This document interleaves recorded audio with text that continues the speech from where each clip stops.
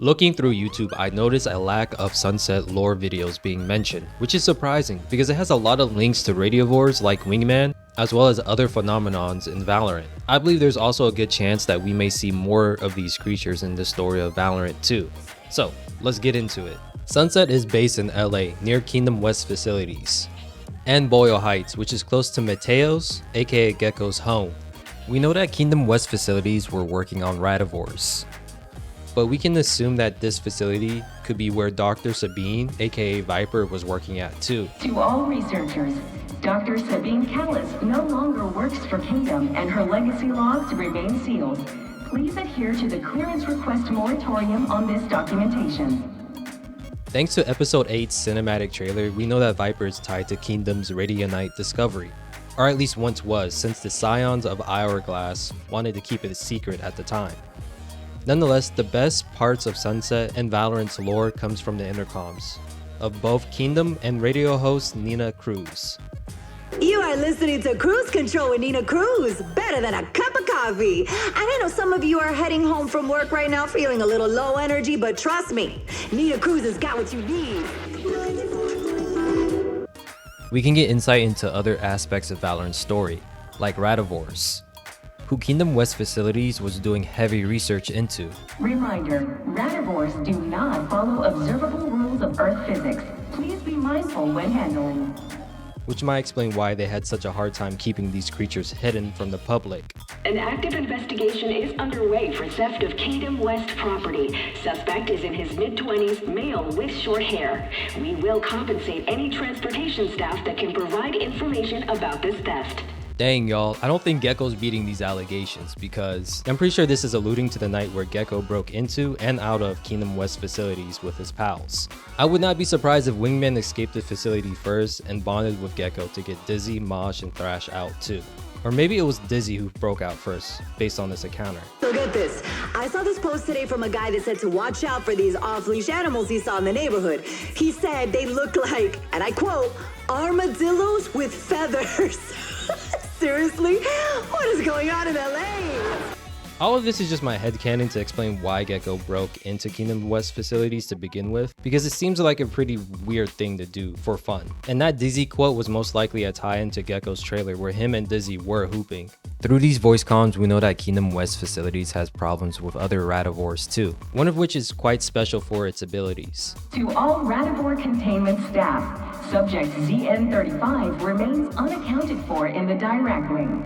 This entity can disguise itself as any flora. Please remove all plants from your workspaces until it is recovered. If you see any flora or fauna that are brightly colored, moving unusually, or otherwise suspicious in behavior or appearance, please alert your operations manager at once. I've been looking around Sunset to see if I could find any plant life that looks suspicious, but I could not. It would be cool if the devs decided to add Easter eggs of this creature or other Radivores running around the map. If you guys notice any moving plants in your future games, let the fine people in the Valorant lore Discord know about it. They would love this. And based on transmissions sent from Kingdom West to Bind, we know that these creatures can disguise themselves as coyotes, black bears, or other predators. As well as the fact there's been a total of 6 Radivores unaccounted for. Luckily, we know 4 of them because they belong to Gekko, plus the one that Deadlock was able to take out in her own cinematic. And there could be more that we just don't know about either.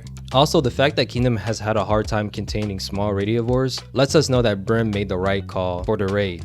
Just imagine if they brought in another bear or a rampaging hippo or rhino to LA of all places just to go buck wild in the streets. Shoot, forget about Cocaine Bear. A Radionite elephant would be on the news cycle for weeks. The explosion by itself caused a huge uproar among many in the community. The aftermath also forced a lot of hysteria among Kingdom too. They're not blaming the protocol, but rather rogue scientists working on Project Landfall. And while we're here, I want to point out that since I noticed some people were confused in my Kingdom video, the Valorant protocol does not work for Kingdom. They deal with anything related to Radionite. Kind of like the Secret Avengers trying to protect Earth from it, since the substance can be very dangerous, which explains their countless missions against the Omega agents called the Valorant Legion.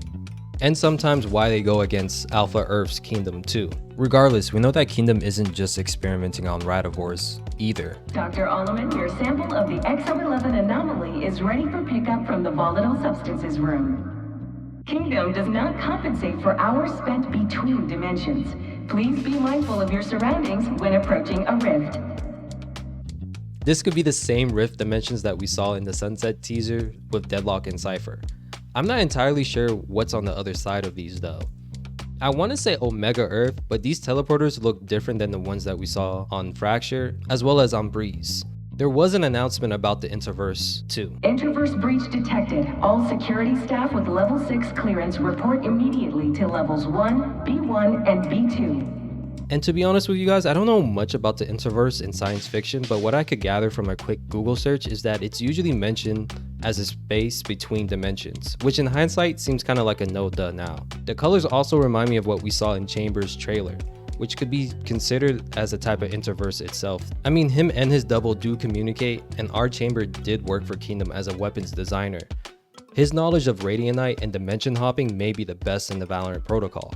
There's also the clock tower floating in the air, which is very similar to the floating structures on Ascent. However, this clock tower has more interesting colors to them. The explosion also left a sinkhole that not only swallowed up cars, but broke off pieces of Kingdom West's facilities.